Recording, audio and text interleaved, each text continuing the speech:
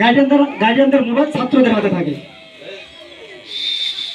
ইমাম শাফিঈ রাহমাতুল্লাহি আলাইহি একটা কথা বলতেন যে গুনাহ আর সওয়াব এই দুটোটা কোনো সময় একত্রিত হতে পারে না।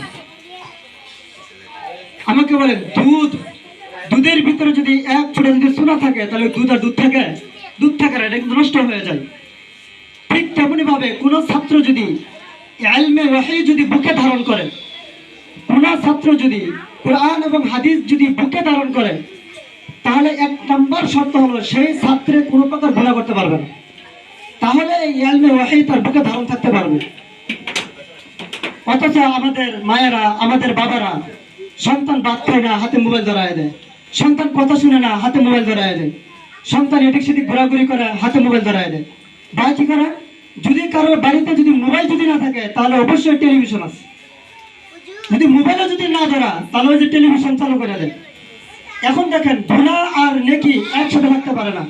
আপনি যদি মনে করেন যে আমার সন্তান জামানার যুগ শ্রেষ্ঠ আলেম হবে, যদি আপনি যদি এই প্রতিজ্ঞা করেন যে আমার সন্তান কোরআনের হাফেজ হবে, যদি এই নিয়ত করেন যে আমার সন্তান একজন হক্কানি রব্বানি আলেম হবে, তাহলে আজকের পর থেকে কোনো গার্ডিয়ান হাতে মোবাইল দিবে না সন্তানদের হাতে।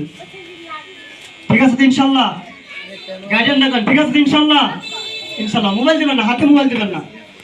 বাচ্চা ভাত খায় না, হাতে মোবাইল দিয়া ওই বিভিন্ন সফটওয়্যার থেকে দেয়া কয় বাবা এটা খাও, ভাত খাও। এটা কি কোনো কথা? যে আপনার সন্তান ভাত খাচ্ছে না, ভাত না খাক, দুপুরে খাবে না, বিকালে ঠিকই খাবে, বিকালে খাবে না, রাত্রে ঠিকই খাবে। যখন তার পেটের ভিতরে ক্ষুধা লাগে তখন অবশ্যই সন্তান ভাত খাবে। এখন আমি আপনাদেরকে একটা কথা বলি, যখন আপনাদের গলা শুকিয়ে যায় বা পানির দরকার লাগে, তখন আপনি কি পানির কাছে যান না পানি আপনার কাছে আসে? অবশ্যই আপনি পানির কাছে যান। কিসের জন্য? পানির কাছে এই জন্য যান যে আপনার পিপাসা লাগছে, আপনার গলা শুকিয়ে গেছে, পানি খাওয়ার জন্য আপনি দৌড়ান। কোনো সময় পানি আপনার কাছে আসে না। ঠিক তেমনি ভাবে সন্তানের যদি ক্ষুধা লাগে তাহলে সন্তান মনে করবেন দুপুরে খায় নাই, রাত্রে ঠিকই খাবে। রাত্রে যদি না খায় তাহলে সকালে অবশ্যই সন্তান ভাত খাবে। তাহলে ওই মোবাইল টোবাইলের মাধ্যম দিয়ে ভাত খাওয়ার কোনো মাধ্যমই হয় না। আজকে একটা প্রতিজ্ঞা করেন যে আপনার সন্তানকে কোনো সময় এই অনলাইন ডিভাইস বা এই অনলাইন প্রোগ্রাম থেকে বা বিভিন্ন ফেসবুক বা ইউটিউব, টিকটক এগুলো থেকে দূরে রাখবেন। আজকে থেকে এই প্রতিজ্ঞাটা নিয়ে যান। আল্লাহ রাব্বুল আলামিন আমাদের সন্তানদেরকে যুগশ্রেষ্ঠ মুজাদ্দিদ আলেম হিসেবে কবুলের মঞ্জুর করুক। আল্লাহুম্মা আমিন।